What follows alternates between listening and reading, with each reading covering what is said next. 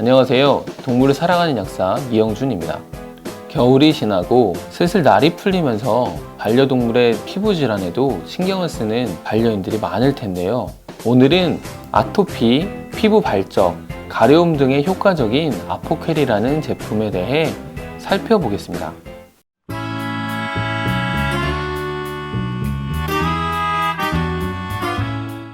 아포퀘르는 상품 이름이고 성분명은 오클라시네티브라고 하며 이미 외국에서는 수년 전부터 사용되고 있었지만 우리나라에서는 2016년 11월에 정식 허가를 받았습니다.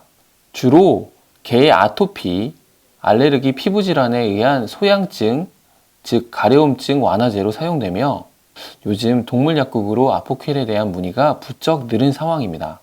그동안 아토피, 알레르기 치료에 일반적으로 사용된 약물이 주로 항히스타민제, 스테로이드에 국한되었지만 아포퀘르 등장으로 치료제 선택의 폭이 넓어질 것으로 예상됩니다.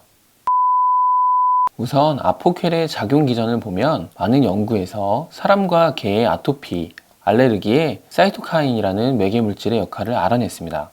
그중 JAK1, JAK2와 관련된 사이토카인 리셉터의 시그널링 패스웨이가 개의 알레르기 반응과 염증 반응에 중요한 역할을 한다는 것을 알 수 있었고 아포퀘르는 바로 이 부분을 차단한 약물입니다. JAK1과 JAK3 이니비터로 사용됩니다. 다음 그림은 아포퀘르 JAK 부분에 결합하여 신호 전달을 차단하는 모습입니다. 용량과 용법에 대해 알아보겠습니다. 12개월 이상의 개에게 투여하며 권장 용량은 첫 2주 동안 0.4에서 0.6mg/kg로 하루 2회 경구 투여한 후에 유지 용량으로 0.4에서 0.6mg/kg로 하루 1회 경구 투여합니다. 아포퀘르는 현재 개안에서만 허가되었으며 고양이는 허가를 받지 못하였습니다. 하지만 최근 연구에 의하면 개와 동일한 용법과 용량으로 투여할 시 일부에서 증상이 호전되는 것을 보였다고 합니다. 흥미로운 점은 한 연구에서 아포퀘르이 프레드니솔론과 비슷한 효과를 보였으며 최근 다른 연구에서는 아토피를 갖고 있는 개에서 염증과 가려움을 완화하는 효과가 사이클로스포린을 투여했을 때와 동일한 효능이 있었다고 합니다.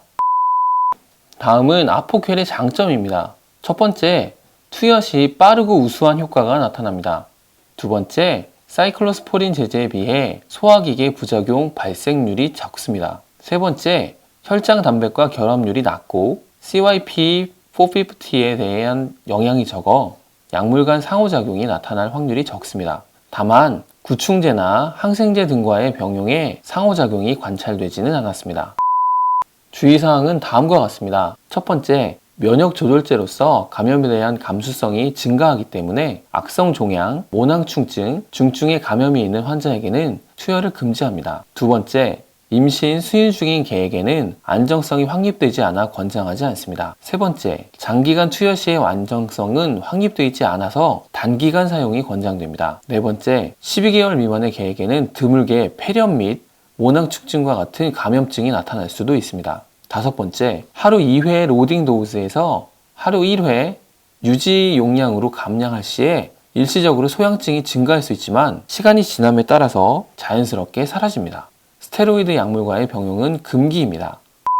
이렇게 아토피와 면역을 조절하는 약물인 아포퀘르에 대해서 알아봤습니다.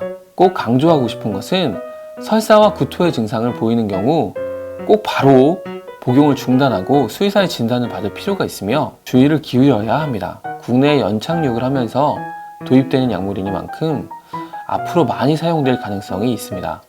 하지만 아포퀘르이 아토피, 알레르기 질환의 만능 치료제가 아니며 동물 각각마다 효과 및 부작용이 다르게 나타날 수 있기 때문에 반드시 약사와 수의사의 충분한 상담 후에 투약하는 것이 좋습니다.